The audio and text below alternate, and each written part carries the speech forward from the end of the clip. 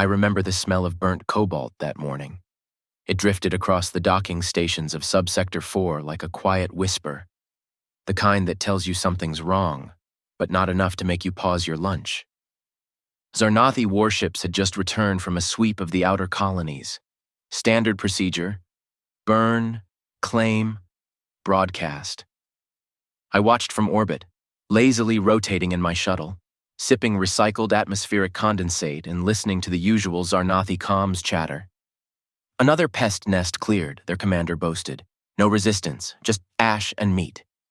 The display lit up with satellite recon, a small cluster of domes, greenhouses, and solar arrays, agricultural layout, civilian grid, one breathable zone. I blinked twice, zoomed in on a transmission file. The colony had a name. In English, New Roanoke, human. I laughed. Humans? I said to myself.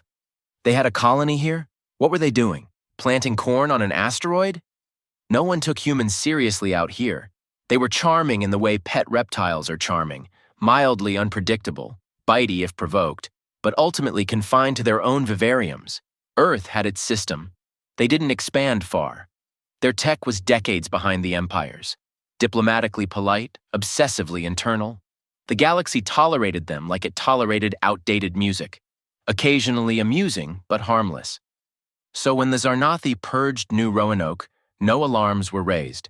It was just another footnote in their long history of aggressive settlement reallocation. The logic was sound. The territory was claimed under Sector Annexation Code 9, and the humans had no military presence. One command, one orbital volley, and the colony was reduced to a smear of heat signatures and boiling air. There was one brief moment that stuck with me. An odd blip on the broadcast feed. A child, human, maybe 5 or 6, running across a field of purple soil, laughing, chasing a floating toy drone. Then came the strike. The screen glitched. Static. Then silence. I shrugged it off. Children die in war. That's the price of cosmic progress. Still, something in the silence after stuck with me. Not guilt. Not remorse. Just the kind of pause your mind takes when it realizes it didn't understand what it just witnessed. The officers aboard the Zarnathi command ship celebrated. One of them popped a bulb of fermented tharn juice and offered a toast. To dust, he said. I joined in. I mean, what could possibly happen next? They were humans. It's been 10 Earth days since the incident. I say incident because that's how the report labeled it. A tidy word for something that flattened a town, vaporized civilians, and left behind a crater warm enough to cook protein slabs. But Earth?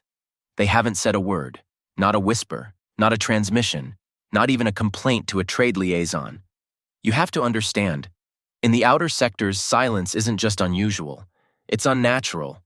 If your neighbor's cargo drone parks 2 meters over the line, they'll send a 3-page declaration of boundary rights. If your ship passes too close to a Avanti outpost, they'll launch a missile just to remind you where you stand. But Earth? Nothing. At first, everyone assumed they didn't know, that they hadn't noticed. After all, it was a fringe colony, a low-traffic zone. Maybe the data feed hadn't reached them yet. That was comforting in a way, the idea that we could all forget it happened before they even checked the news. But that theory evaporated on day 4 when an Aurelian listening satellite picked up deep-band human traffic. Not a distress call, not military chatter, logs, data packets, surveillance feeds from the colony. Earth knew. They had the footage. They had the names. They had the child's name. By day 6, speculation was everywhere. Would they call for reparations? A trial? Would they send envoys or diplomats? Humans loved process, ceremony, bureaucracy. Instead, Earth shut down every outgoing civilian frequency across their colonial network. Complete blackout. Cargo ships were recalled. Mining platforms powered down. Diplomatic outposts went silent. It wasn't defensive. It was surgical, controlled. I began to feel something. Not fear, no, not yet, but unease. Zarnathi commanders laughed it off. Let them sulk, one said. If they had teeth, they'd be using them. Another added, humans always cry first, then they forget. The others agreed. So did I. But on day 9, I intercepted a civilian message between 2 human pilots. Not encrypted, not hidden, just drifting. She was 6. Name was Ellie. Her father buried her in a crate meant for potatoes. Said he wanted her to rest in something that grew things. That line stayed with me. Not because it was sad, but because someone let that message escape. Someone wanted us to hear it. Humans hadn't spoken, but now I understood. They were listening. They weren't grieving loudly. It started with a boom that didn't sound like war. The Corallon outpost, a fortified Zarnathi munitions depot orbiting the dead moon of Peltharis, ceased responding to pings. No alarm, no distress signal. One moment it was there, the next, it was static. The official report blamed a reactor malfunction. Old wiring, they said. Poor maintenance, engineering negligence. They even tried to pin it on an Aurelian subcontractor. But here's the thing. I'd been to Corallon, twice. Their systems were pristine. Shield generators, auto turrets, layered redundancies. Nothing malfunctions in that kind of facility unless someone wants it to. 3 days later, the WarHFY listening post, another Zarnathi installation, went dark. Then the Oret mining relay, then Station 712X. All in different sectors, all gone within hours of each other.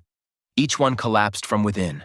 No exterior damage, no approach signatures, no weapons fire logged. The only common detail? Every destroyed site had housed at least one officer who served in the new Roanoke campaign. Coincidence? I thought so. For a moment, I wanted to believe the universe was just random and unkind. But then came the footage, a single frame, leaked. No one knew from where. I received it anonymously, bounced through 17 systems. It showed a dark corridor inside one of the outposts, air thick with mist, emergency lights flickering. In the center, a man, human, wearing no armor, no insignia, just a dark coat. He stood over a console, eyes glowing faintly blue, artificial enhancement, probably ocular implants. He looked up into the camera. He said one word, marked. Then the feed cut. No name, no threat, just marked. After that, no one laughed. Zarnathi Command began relocating their upper officers to secured bunkers, but even those weren't safe. One of their fleet admirals, responsible for ordering the Roanoke strike, was found dead in his chambers. No sign of entry, no wounds, just heart failure. Zarnathi hearts don't fail. We called them accidents. But deep down, we all knew. These were executions, no trials, no drama, no broadcasts. Whoever was behind this wasn't making a statement. They were erasing a list. It came through every frequency at once. Not a message, not a demand. A video, no origin, no encryption, just a file name, E-L-07.mp4. At first, most dismissed it as another Zarnathi propaganda leak, until the screen started playing. It opened with warmth. A child, the girl from New Roanoke, sat cross-legged in a sunlit garden dome, cradling a stuffed synthetic animal. Her hair, a mess of dark curls, bounced as she laughed. Her mother, off-frame, called her name, Ellie. Then came the timestamp, just 8 minutes before the orbital strike. The footage continued. No narration, no edits, just real, raw family life on the edge of a distant world. Her father fixing a broken irrigation valve, a drone hovering nearby with a small human flag. Then the shadow passed over the dome. Then the sound. Then nothing. Static. And then black. The footage ended. The file self-deleted on most systems. But it had already done what it needed to do. I watched it from a refueling station orbiting Aventur 6. The lounge was full. Pilots, merchants, diplomats, tough people, calloused hands, hardened faces. No one spoke. Not during, not after. I saw a narcally mercenary, 12 confirmed kills, once bit a man's throat out in a bar brawl, slowly remove his visor and wipe his eyes. Not out of empathy, I think, but because he understood what the footage meant. This wasn't a plea for help. This was a reminder. The girl had a name, a face, a laugh. Now, the galaxy had to carry it. Later that cycle, I overheard 2 Zarnathi officials arguing in the docking bay. One wanted to issue a preemptive strike on Earth. Wipe the humans out before this ghost campaign escalated. The other refused. They haven't even declared war, he whispered. You want to go after a species that does this without firing a shot? No orders were given, no retaliation made. The Empire, once roaring, had become quiet. And in that silence, you could feel the weight of something vast approaching, not ships, not armies, something deeper, something older, something that had watched us for years and only now decided to stand up. It started as a rumor on the edge of the Kalthus Rift. A convoy ship's captain claimed his sensors picked up a fleet of unidentified vessels drifting in formation just outside navigation lanes. No identifiers, no beacons. They didn't respond to pings. They didn't even change course. They simply existed. A ghost fleet. At first, no one believed him. Sensor ghosts were common in the Rift. Space does strange things to old scanners. Warps, echoes, false pings. It was easy to dismiss, until more sightings came in, from different sectors, different directions, always the same pattern. Large, unmarked ships moving in silence. No distress, no aggression, just presence. I pulled the fragments together. The specs didn't match any known Zarnathi or Rallion or Hectari class. But there was one signature, faint, buried in the ID layers, almost like a whisper. Terran Construct Hash 728A Earth. They weren't hiding. They were studying us. Every Ghost Fleet sighting occurred near major Zarnathi traffic corridors. Not close enough to provoke. Not far enough to be coincidence. Sometimes they simply hovered at the edges of planetary gravity wells, watching, scouting, mapping, waiting. A Hectari freighter captain, drunk and overconfident, attempted to approach one. His ship was disabled in under 3 seconds. Not destroyed. Just shut off. Every system bricked. Engines frozen. Lights gone. The ship floated dead in space for 2 full days before being mysteriously towed back into the nearest neutral zone. When the captain was recovered, he had only this to say. They didn't talk. They didn't board. They just looked at us like we were a calculation. And then came the worst part. Zarnathi Central Command tried to mobilize a response. They launched 3 cruisers to intercept one of the ghost signals near the Alreth cluster. They vanished. No debris, no logs, just silence. A week later, a single box arrived at the Zarnathi capital. No label, no seal. Inside, a data chip containing only the name of each crew member from all 3 cruisers. And nothing else. That was the moment I realized. Humanity wasn't launching a war. They were building a noose, quietly, carefully, patiently, and we were all standing in it. By the 3rd week, Zarnathi Command began turning on itself. I had front-row seats to the unraveling, a diplomatic station orbiting Darvas III, watching generals argue behind sealed doors, their voices bleeding through the tinted glass in bursts of fury and desperation. "It has to be internal!" one shouted. "Saboteurs! Traitors! The humans are not that advanced!" "Then why are our encryption layers folding like paper?" the other snapped. "Why do they know where we are before we do?" Paranoia spread like a virus. Officers accused subordinates of leaking coordinates. Analysts were jailed. Engineers were disappeared after being suspected of implanting Earth-designed backdoors into Zarnathi systems. They were wrong, but it didn't matter. Earth didn't need spies. They were listening to everything. One night, a surveillance drone went rogue during a planetary security test. No big deal. They're known to glitch. Except this one hovered in place for 6 hours, perfectly still, outside a Zarnathi logistics hub. When it was recovered, engineers opened its memory core. The only data inside was a single human phrase, repeated endlessly. "We are not lost. We are watching." No access logs, no transmission signal, no explanation. That same day, 4 planetary governors resigned. 2 vanished. One, Governor Threx, known for his brutality and Roanoke's suppression, was found in his estate's reflecting pool. His security footage had been wiped. His guards were still breathing, but his throat was crushed, not by blade, but by precise, calculated pressure. Too human to be random, too quiet to be a message. It was a judgment. Meanwhile, Zarnathi supply chains buckled. Their outer systems became isolated. Civilian unrest spiked as food distribution faltered. Transports were too afraid to launch. The stars, once charted and safe, now felt haunted. Even planets untouched by Earth's retaliation began pulling funding from military efforts. De-escalation, they called it. Self-preservation, it really was. I asked an Aurelian merchant why she stopped trading with Zarnathi hubs. Her answer was simple. Because humans aren't just fighting the empire, they're dissecting it. I used to think war had a rhythm: noise, motion, escalation, explosions followed by speeches, bombing followed by surrender, heroes and martyrs. That was how the Zarnathi taught us. That was how we all believed victory worked. Then Earth taught us something else. There was no declaration, no call to arms, no anthem, just acceleration. The first coordinated strike came without warning, not in space, but in code. At precisely 0400 galactic mean, every Zarnathi command terminal lit up with a red prompt that read, "You are not ready." Then they shut off. Thousands of military installations went dark. Supply chains failed. Ship AI froze in place. Long-range comms dropped into static. Commanders panicked, accusing internal sabotage.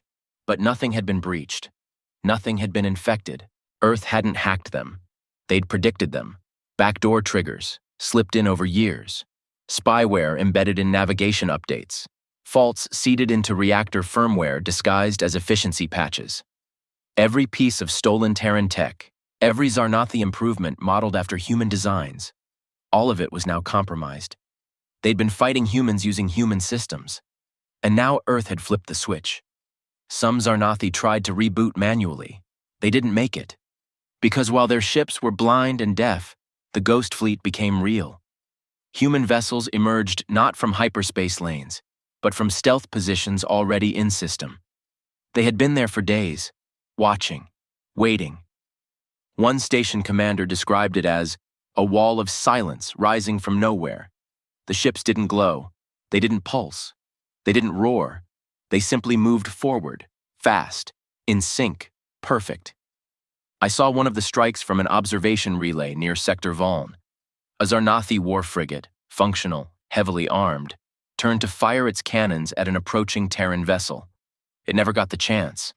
The human ship fired a single kinetic rod, unpowered, unguided, primitive, and punched straight through the bridge. No explosion, no flare, just a hole. The ship drifted, then shut down.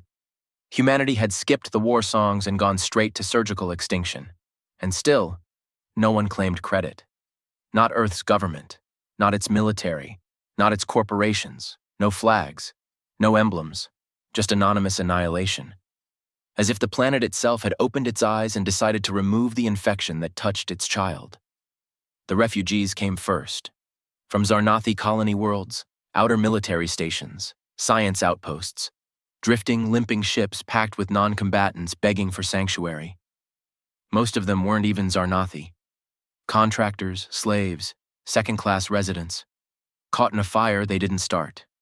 No one knew what to do with them. Some sectors denied entry, fearing they'd be targeted next just for taking them in. But then came the unexpected.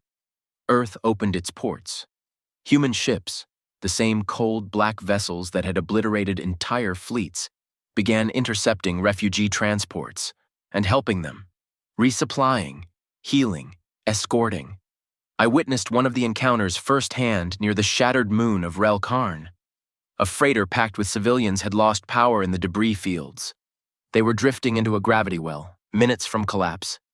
A Terran corvette appeared. I held my breath. No weapons fired.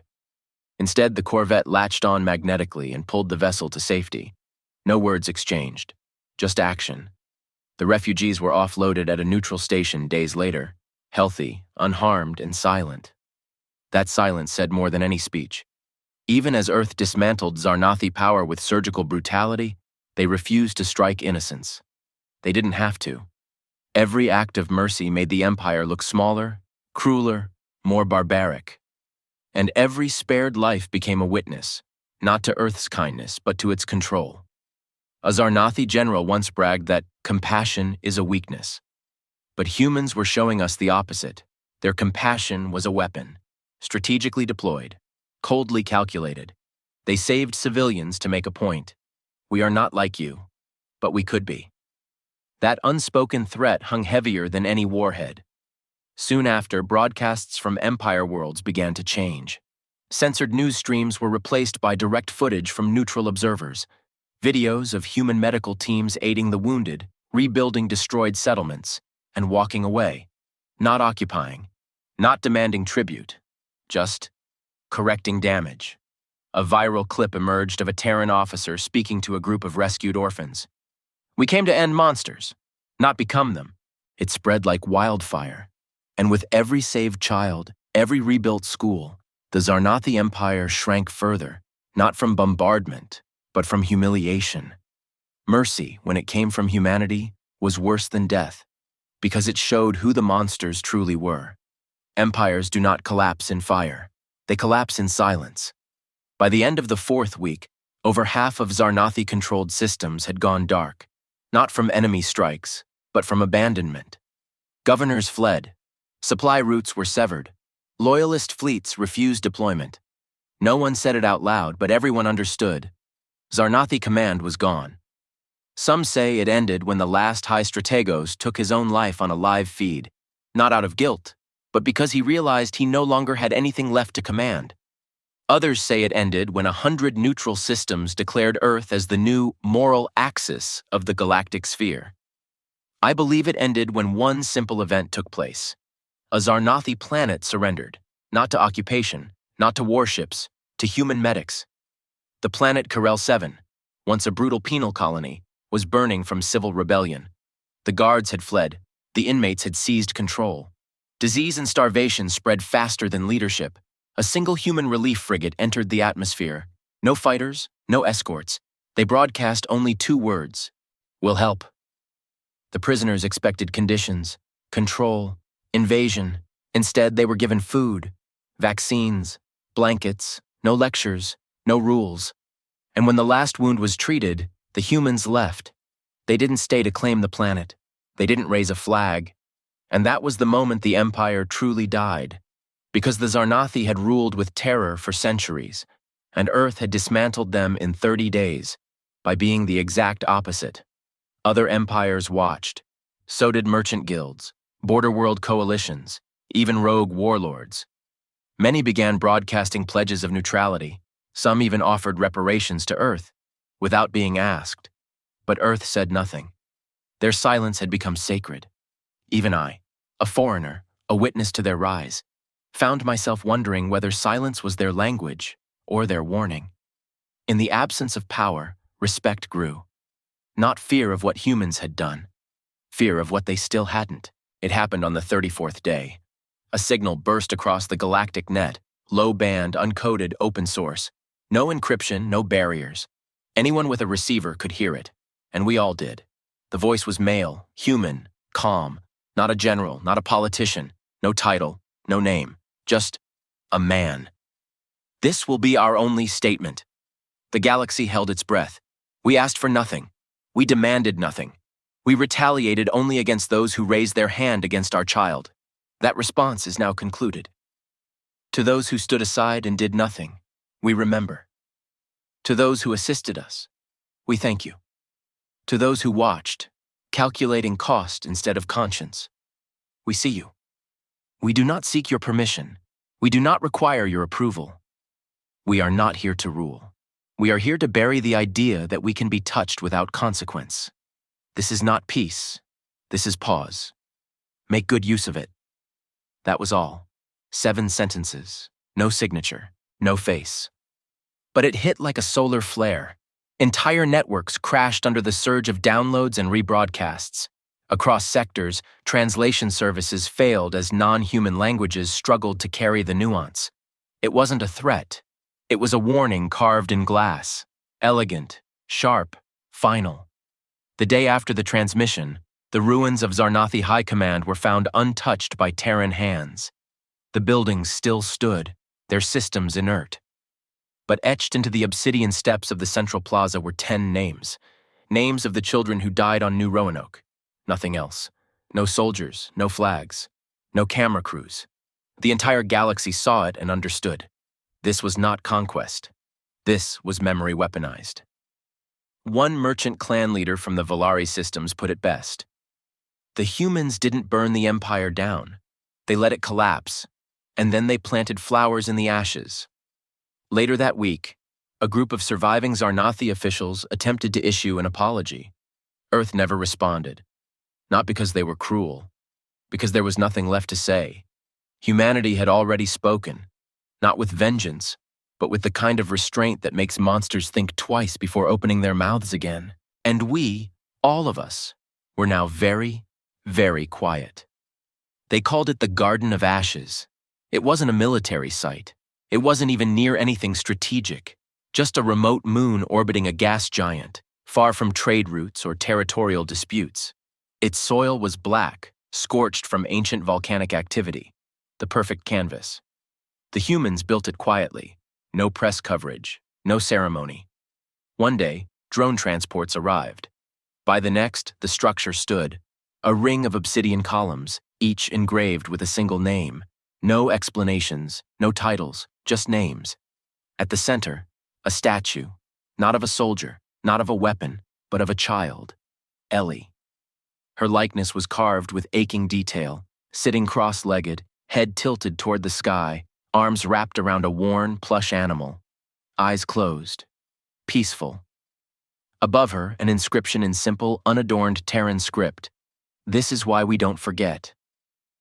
And the galaxy came, not because they were invited, because they had to. I was there, alongside diplomats, soldiers, merchants, and mercenaries. Species that once warred with humans stood in silence, heads bowed. Some wept, some trembled. No one spoke. The only sound was the wind scraping across stone. One Zarnathi widow approached the statue with shaking hands. She had lost her son in a retaliatory strike, one of the few civilians caught in the crossfire. Her grief was real, raw, but she knelt. She touched the base of Ellie's statue, and she whispered, "I understand." That broke me. I had watched empires rise and fall. I had laughed when the colony burned. I had treated humans as curiosities. But here, in this place, surrounded by quiet reverence and stone names, I realized this wasn't revenge. This was truth, carved into the bones of history. After the ceremony, if you could call it that, human ships offered passage back to orbit. No charges, no scans, just open doors. A diplomat from the Valn Confederacy asked one of the Terran pilots if they intended to build more monuments like this. The pilot didn't even turn his head. He simply replied, "We hope we won't need to." And that, more than any fleet or weapon, was what changed us. We had seen what humanity was capable of when provoked. Now, we had seen what they mourned. And suddenly, the idea of hurting them again became unthinkable. I was there when it started. I was orbiting a fringe colony, watching Zarnathi warships rain fire on a small farming outpost. A routine purge, they called it. Standard realignment. I remember sipping my drink, cracking a joke about human fragility, and not blinking when the settlement vanished into smoke. I was also there when it ended, standing in the Garden of Ashes, my hands trembling, the wind cold on my skin, staring at the statue of a little girl I never met, and feeling something inside me finally give way. Guilt? Maybe? Shame? Definitely. But more than that, understanding. You see, we thought we understood humans, emotional, volatile, too new to the stars, too naive for galactic politics. They built things slowly, asked too many questions, formed committees where others built fleets. But what we missed was what lies beneath that slow patience, that endless diplomacy, that infuriating tendency to hesitate before acting. We missed the depth. When Earth finally acted, it wasn't rage that fueled them. It was principle. We watched them strip an empire apart with precision and cold logic, and never once lose themselves to brutality. We watched them save civilians they had every right to ignore. We watched them avenge their dead not by erasing the living, but by remembering them. And now, the galaxy is different. Borders have shifted. Alliances have rewritten their terms. New treaties reference Earth as the moral precedent. Even species who once traded in blood now pause, calculating not just consequences, but meaning. Because we all know what they did, and worse, what they could have done if they'd let themselves become like us. But they didn't. I returned to my homeworld not as a diplomat, not as a scientist, but as a witness. I was asked what I learned. I tried to explain it, but the words didn't feel enough. So I just said this: don't provoke Earth, not because they'll destroy you, but because if they do, you'll deserve it. I keep a hollow image of the statue now. It's not for decoration, it's a reminder of what power really looks like when it's wrapped in patience, of what justice sounds like when it's quiet, of what happens when you mistake mercy for weakness. Ellie's face, 10 names, one promise behind them all: never again. And I was there. I saw it, so I will never forget, and neither should you.